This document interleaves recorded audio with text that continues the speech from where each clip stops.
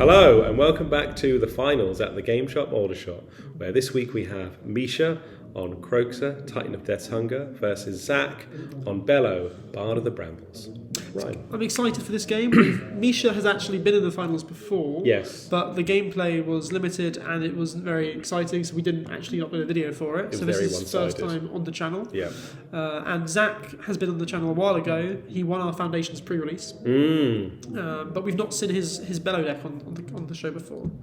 No. Quite an interesting deck as well. Very off meta. Oh, 100%. I looking at his opening hand here, you can see obviously Wild Growth, Spirit Guide, Chariot are good cards, but Yes. he's got this weird Anzurin Ruins, which is like a 4-mana sax piece that in any other deck seems terrible, but here it's a 4/4 that draws cards. Misha's hand we were talking about before the game Yeah. just looked a little bit anemic for a hand on the draw, where his first realistic play in hand is a 3-drop. Yeah, the Seasoned Pyromancer. He will need to draw something to play out. And it even looks like he wants to save that for turn 4 so that when he discards the Fiery Temper, he can madness it. So not even that. So it looks like he's drawn some kind of reanimation type spell, I think. I mean, it's all worth talking about. In the opening hand, you saw that Misha had a World Gorge Dragon. Yes. Which seems like a completely terrible card, but the reason he's running it is because it's a combo piece. If you get it in the graveyard, you can animate dead. This creates infinite loop of exiling your permanents, bringing them back. Yeah. Get infinite mana, and you can cast Kroxa infinite number of times. And then burn your opponent out that way. But it's a very Very strange looking card otherwise. Yeah, no, it's good. Good. So Misha here, cracking a fetch land, presumably going to do our favourite thing, and It's very powerful. get a Raucous Theatre. On this Friday that just happened, I was playing a multicoloured deck for the first time. Your first I got to two-colour actually deck. surveil. It was a very powerful feeling. Every turn one felt more exciting. You can see how good it is, can't you? Oh, 100%. Even when you're just getting a card you didn't want out of the way, or if it's a card you do want and really nothing's changed, it still Yes. feels like you did something. It kind of replaces cantrips almost. And then Yeah. it gives you that selection without needing to have a card. So he's milled. It's a creature that enters and gives everything -2/-2, and you can Right. discard it to give something -2/-2. That's good. And he's drawn... I think it's a Oh, the he's just gonna Carver play Youngling, Kroxa. is it? Oh, the Flame Tongue Yearling. Yes, that's the one. Flame Tongue Carver with Kicker. Yes. So he's going to play Kroxa, let it go to the graveyard, because that's what you want to do when Kroxa's your commander, because you Zach's- want to escape it. Discard the 5-mana card that makes token copies of creatures. Yes. Before playing his own Surveil land. It's powerful magic. Clearly what you want to be doing in the format. Definitely. I think the best thing to do. And we're hard casting the Simian Spirit Guide. Or no. I thought we were hard casting. That makes a lot more sense. Esker's Chariot, very powerful. If I ever see someone turn 3 a Simian Spirit Guide, I feel pretty confident about winning that game. Yes, unless there's something very strange going on. No. So Zeke's Chariot, did you play Standard around the time this card was out? Because I've heard it was very good, but I wasn't No, playing. this is a COVID card. This came out during sure. lockdown, so no, I never played Standard during this card. But it was very powerful in Standard. It had to be nerfed on Arena, which is kind of the only Magic people were playing at that time. Sure. I think it only made 1 cat when it was nerfed. Significantly Still worse. very good, yeah. I played a bit of Greasefang Yeah. online with it. Yeah. It's a good card. So looking at the game in progress here, Misha, I'm presuming he's going to be playing the Seasoned Pyromancer. Yep. We're discarding the Anger, probably, and I think that's the World Gorge the Dragon. Dragon, Yeah. which is, from what you're saying with the combo, is where you want it to be. It's basically useless in hand. I don't even think if you get to the late game and you can cast, I don't think you ever really want to be just casting Sure. it. Exiling all your other permanents is Doesn't do suicidal. anything, yeah. But the Pyromancer here, creating the 2 elementals, which all have haste. Obviously, this doesn't look like a great board to swing into. No. And then following up with a Misha's Bauble, which I'm presuming he's probably running for Delirium. Delirium, and to put an extra card in the graveyard for escape costs. Oh, of course, that makes a lot of sense. You don't get to play cantrips in these colour very much, generally. So reveals a Morlock. Yes. Which you Just played remind me Sura. why we're revealing... because Bauble Crack. of the Bauble Crack, yeah. It's a powerful card. It doesn't look all that amazing. It's red, green X for... a 2/2 with an X/1/1 counter, so you get your mana's worth, and then it fights something. But it's a nice spell, nice removal spell that leaves behind a creature a lot of the time. So Zach's cast his Commander Bello here. Crew, And, copy. well, no crew. He doesn't have to crew. Doesn't have to crew. Because Bello makes all non and that's what Misha's checking at the moment. Yeah, like how does that work? So it still gets the trigger Yes. for when you attack. Yep. And it also is now indestructible, has haste, and when it deals wow. damage, draw a card. That is disgusting. But Bello, I mean, it doesn't really. It's a card that was not even on my radar No. when it came out. I guess when it came out, I wasn't playing the format, but just looking at Zach's game now, I've seen him play it a couple other times as well, and it can do some really explosive things. Is Misha throwing everything in front of the indestructible 4/4 there? Or did I miss? I believe that's what's happening. I don't think it has trample, so I'm not sure. I'm not sure why that would happen either. He might not have realised it had indestructible. Perhaps. So it's not looking great for Misha at the moment, outside of the board. But he does have a Toxic Delusion hand. He does, okay. It's a bit of an understatement otherwise. It's a terrible looking board. Which doesn't get rid of the Chariot, though. No. And But it will get rid of Bello, so the chariot would need to be crewed. It's something. Although Zach can just play land and play Bello again. But without any tokens on board, the Chariot won't be getting that explosive value every time. This is Unearth. This was the Unearth on the spell that we Pyromancer. saw when he drew his first turn. Yeah, this is a good value. He's going to get to play The Fiery Temper this effectively a time. lightning strike. Yeah. Yep. So he's discarding Poxwalkers. And Poxwalkers, which comes back from the graveyard as well, doesn't it? And the Temper. Creating the Elementals and then drawing some cards. Fiery Temper at Bello, do we think? Well, I think he does. He didn't have any lands before this. Mm-hmm. Now that he's drawn into some lands, it means he can play the Deluge. So maybe it's better to not temper, play a land, and Deluge, get rid of the whole board. Sure. Because if he kills Bello, then Zach can still just crew the Chariot and keep creating tokens. And it looks like Misha agrees with you, Yeah. based on what he's doing. Thinks about it. Decides to attack first, I imagine, because of the anger. Yeah, makes sense.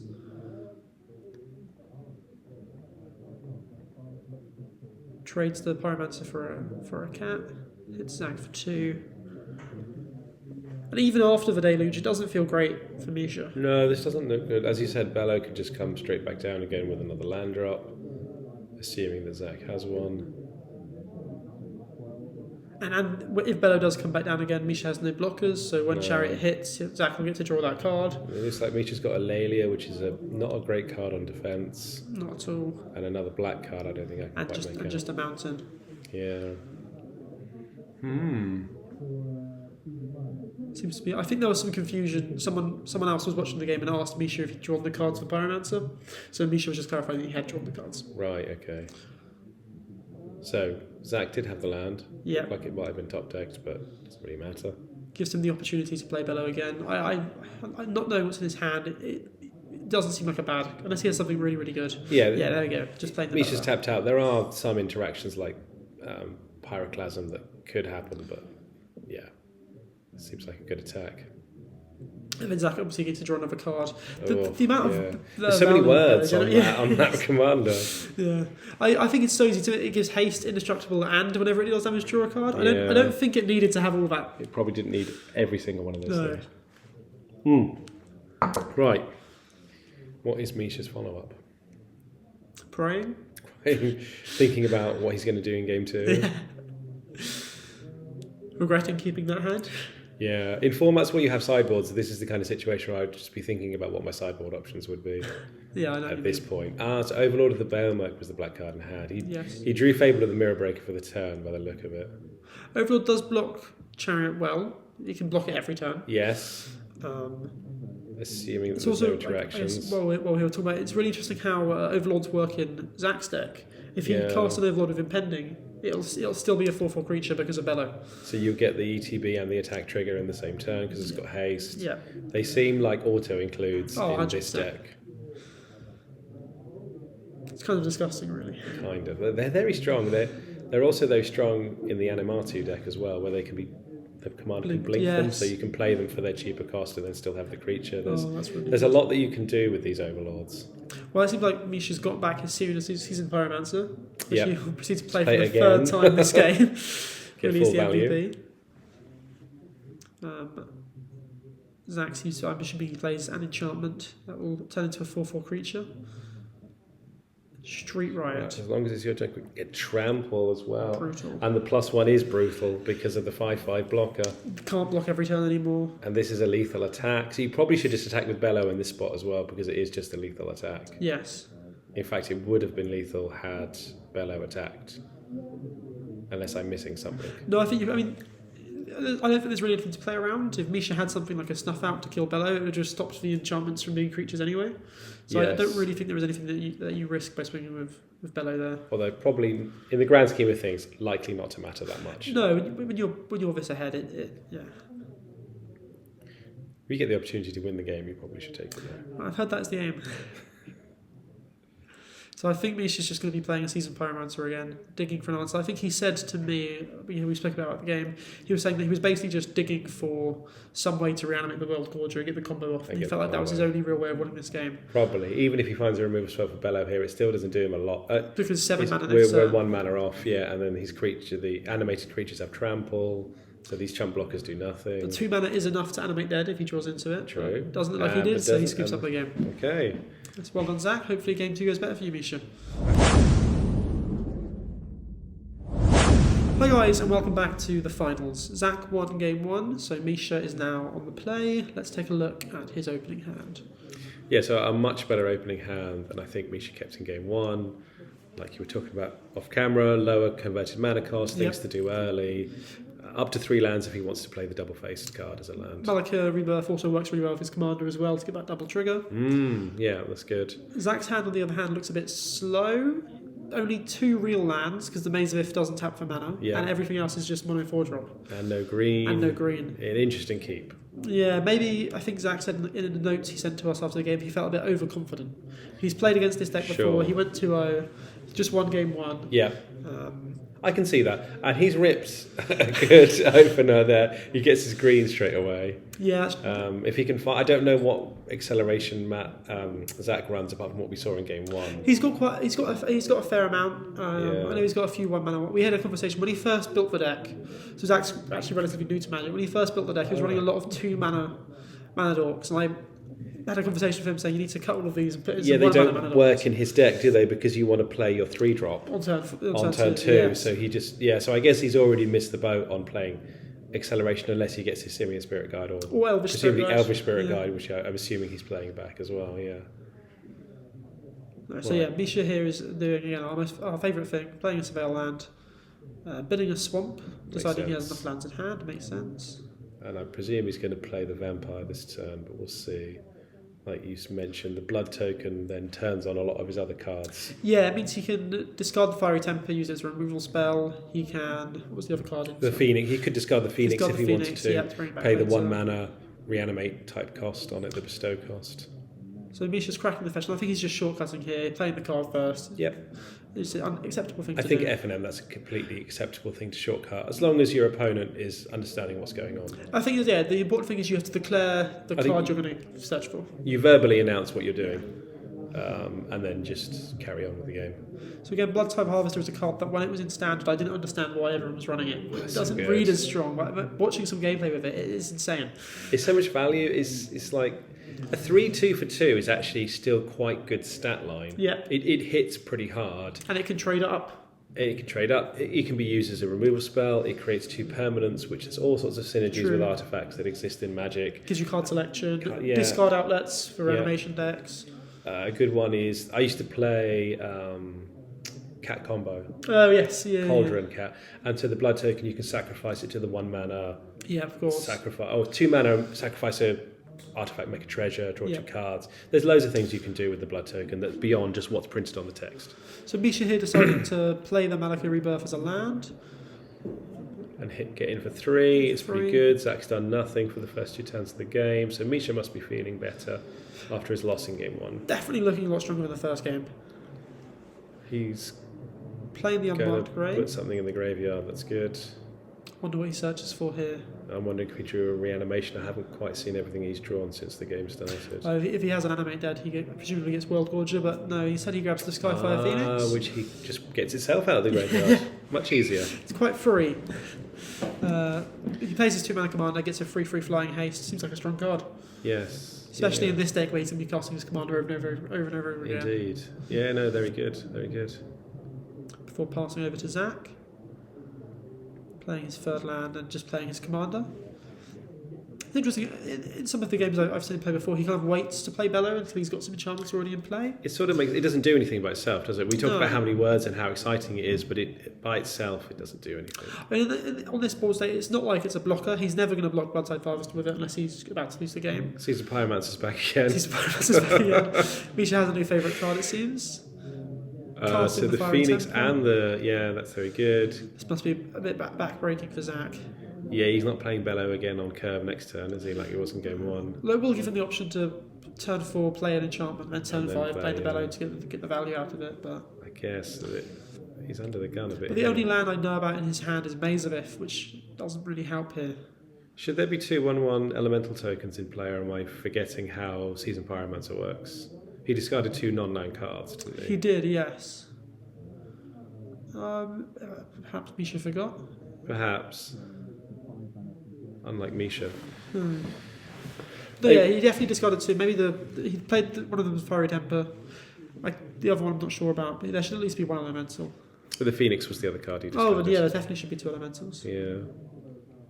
I'm sure it won't matter see too if it's much. relevant. Yeah. We'll see. Yeah. So Mazavith comes down, doesn't tap for mana as we discussed, an Aggravated Assault. So yeah, it's worth noting Aggravated Assault here is a combo piece with the 4 mana green enchantment that we saw Zach have in hand. Yep. Which says whenever a creature deals damage to an opponent, tap all their lands and tap all your lands. If you have 5 or more mana producing lands, you get infinite combat steps. This way. Yeah, no, it's good. A good way just to finish off the game. And when all your creatures are indestructible and haste, nice. And also card draw. That's insane. Yeah, no, very powerful. It's good to have some combos built into your deck just so that you can, snatch victory from the jaws of defeat. Misha here, cracking the blood token, putting an anger in the graveyard, seems quite strong. Yeah, that's a nice bit of value. We're going to follow up with... He hasn't played his commander yet. No, so that would give him the Phoenix as well, wouldn't it? It would. Here we go. Kroxa plus Phoenix from the yard. See what Zach discards.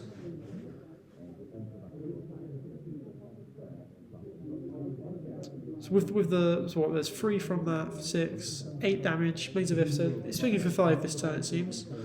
3, Kroxa won't deal damage to Zach because he's unlikely to discard a land here in this spot. Oh, he needs his lands. He needs his lands, yeah. So he's discarding the creature stacks piece. Yeah. Pick a creature type, that type doesn't untap. Again, it's the kind of card that just doesn't really seem like a strong card on its own, but in this deck, just having those random hate pieces that turn into 4/4 is probably the only home for them in the format. There'll be some matchups where they're useful. So we sort of predicted a 5 here. Unless Misha's got another creature in hand, it will have haste. Sure. I mean, he has the Detective's Phoenix, which I'm presuming he could get from the graveyard, although that's still in his hand. No, it's in the graveyard. You're going to need to exile a total CMC of 6 other cards from your graveyard. I think he probably would rather have Kroxa. That makes sense. Than the Detective's Phoenix in this spot.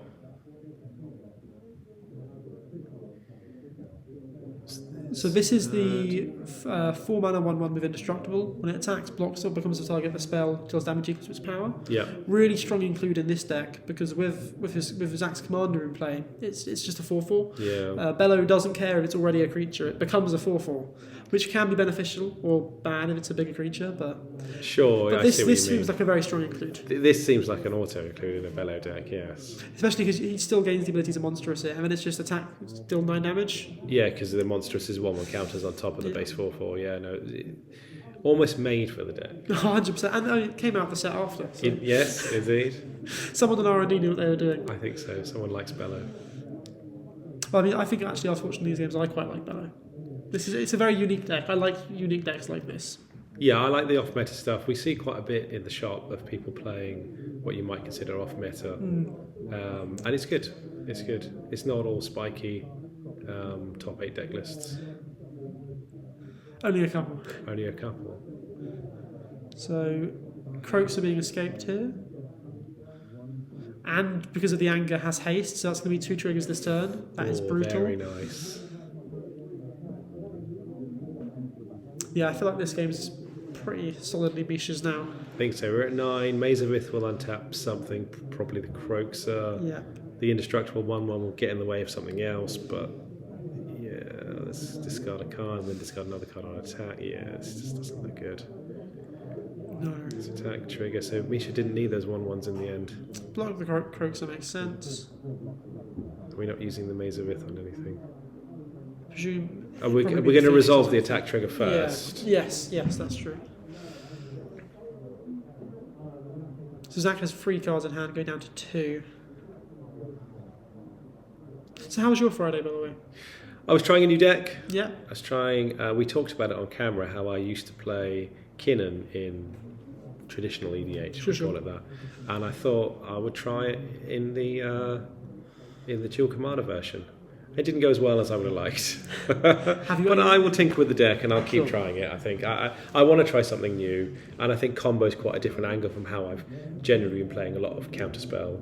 So and I played a little bit of Reanimator as well at some point. What I'm hearing is that you're giving Surak a rest until Tarkir Dragonstorm. I'm waiting for the new Surak, yes. I'm hoping that we'll get a Surak of the kind of power level that we see on things like Bello these days. Because Surak is a bit weak compared to what commanders can be in this format.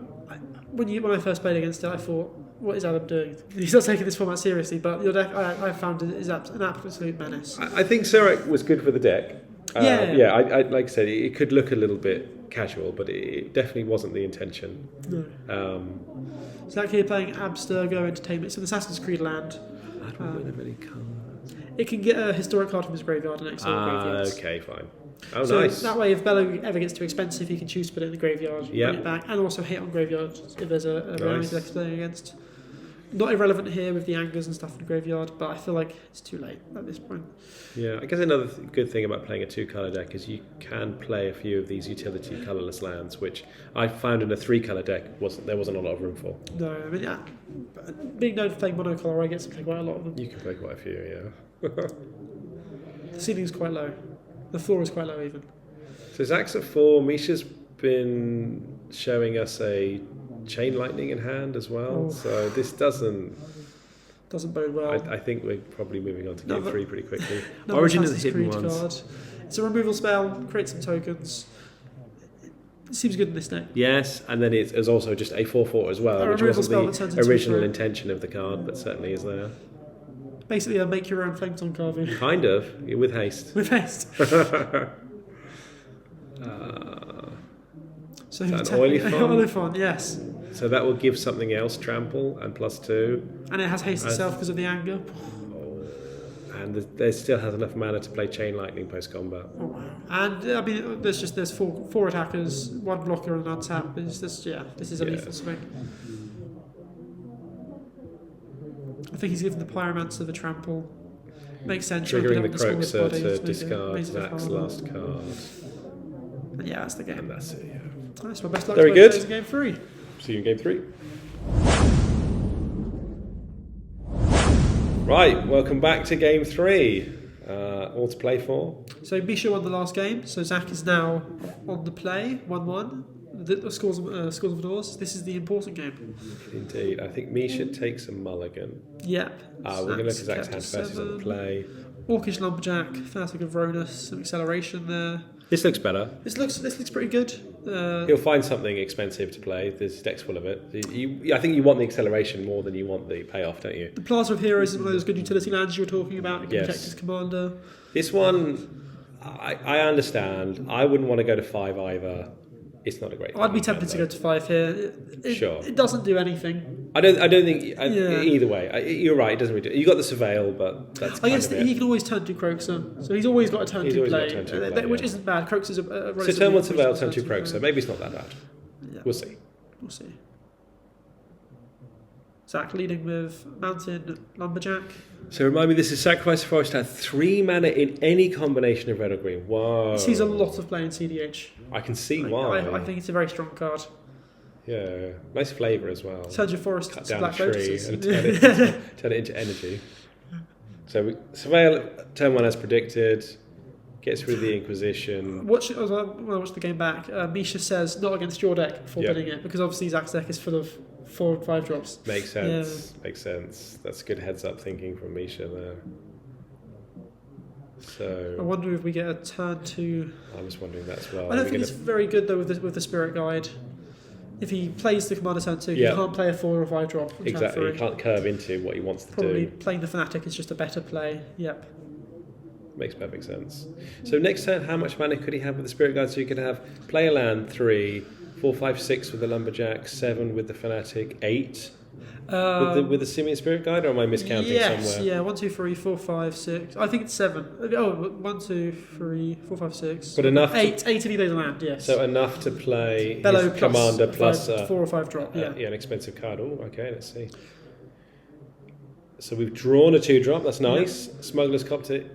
Another very powerful Very vehicle powerful standard. card. I don't know. It feels like it's been power crept a little bit, which is That's fair. crazy to say because this card was banned in Pioneer when Pioneer was a new format. Banned in This card was Standard. banned in Standard, but I don't know.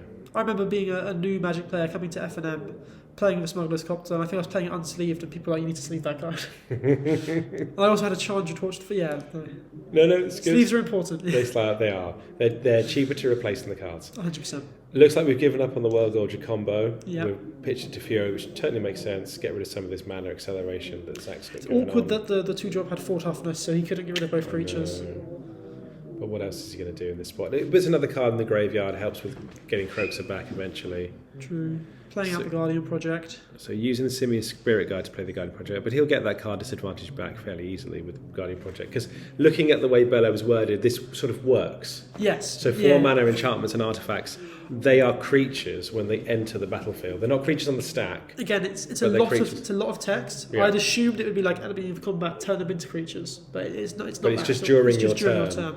So yeah, on the stack no, but relevant they will enter as creatures. So next turn, Zach can play his commander, Yep. draw a card, swing with Guardian Project. If it hits, draw another card. Oh, that's so good. So He's much drawing value. more cards than most blue decks.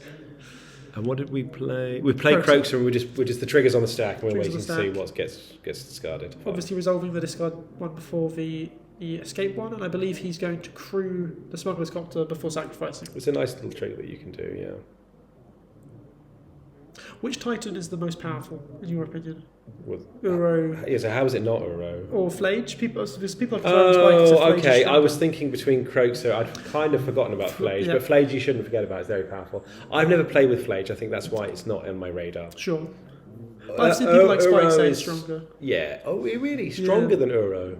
I think Interesting. because it can be removal or it can kill. Whereas Uro is just more just like value. It's good value though. It's good value. I miss Uro. I enjoyed Uro. Simic gets too much good stuff. Yeah, well, it gets enough. Right. So yeah, swung with the Copter, discarded the black spell bomb. I can't remember. Nihil, is it? Oh, Nile Spellbomb. Yep. So either cycle it or exile an opponent. Oh no, exile an opponent's graveyard. You can pay black in addition when you sacrifice it to draw a card. So you don't have to pay the extra black. Looks like we're going to see your exact line. Bello, draw a card, swing for 4. So much value. Too much value.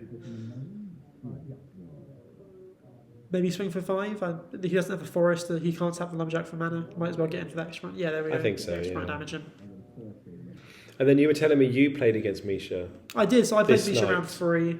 My game 1 against Misha, I won, but I really shouldn't have. I mulliganed to 5. He turn 1 and turn 2 to cast a discard spell. Yep. So I was top decking the whole game, and I just chained together perfect draws. And then I proceeded to lose game 2 and 3 because I'd had too much luck in game 1. Nice. But me and Misha were both saying that game 1 I shouldn't have won. And it's one of the things you always say is you shouldn't concede.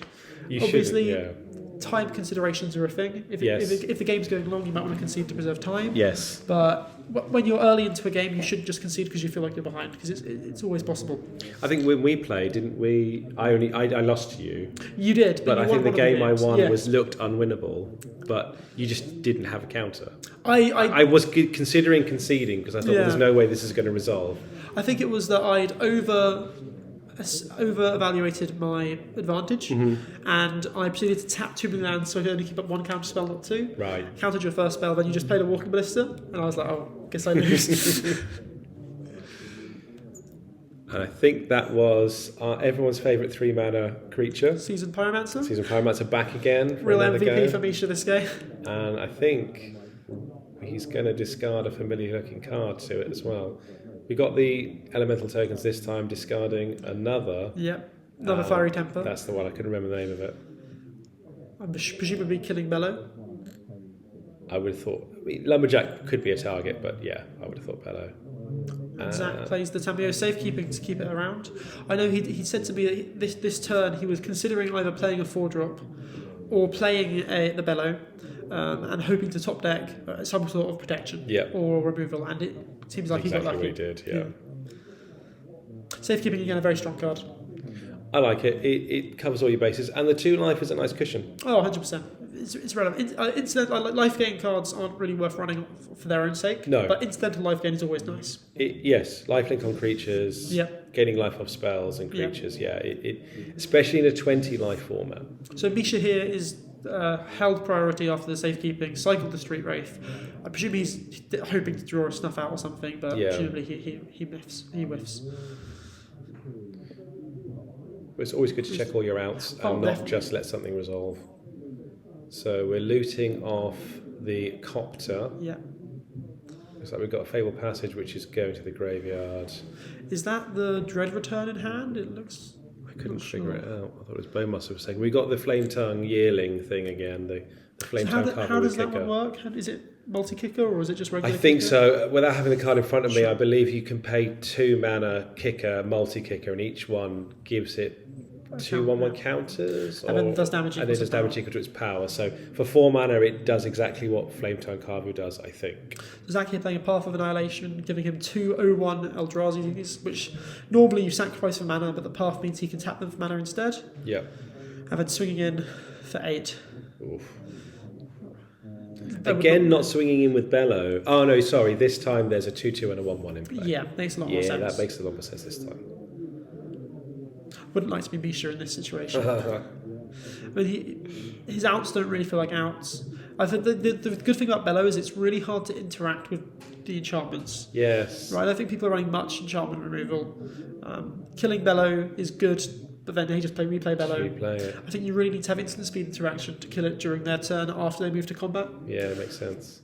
You were talking about this with board wipes, like Misha could board wipe here, but those 4 mana enchantments just stay in play. Yeah. So as you say, then the Bello comes back and it's just another attack again. Yeah. And I think Misha has seen the writing on the wall. Well done, Zach. It's good to have you both on the show, and congratulations on your victory. Fantastic. We'll see you next time.